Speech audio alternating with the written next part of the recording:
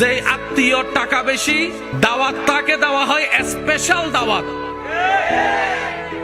আর যতই কাছের রক্তের হোক না কেন, যদি টাকাওয়ালা না হয়, দাওয়াতও তেমন ভালো করে পাই না, মেহমানদারিও তেমন ভালো করে পাই না, খাবার খেয়েছি কি খাই নাই সেইটাও জিজ্ঞেস করার কেউ থাকে না।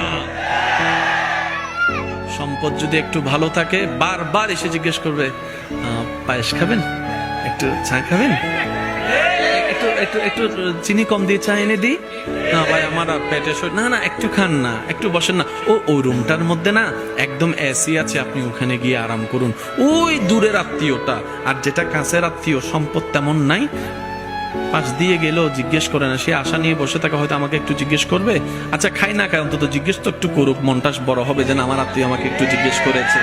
এই আশাটাও আশায়ের মধ্যে থেকে যায়, স্বপ্নটা স্বপ্নের মধ্যে থেকে যায়, কল্পনাটা আর বাস্তব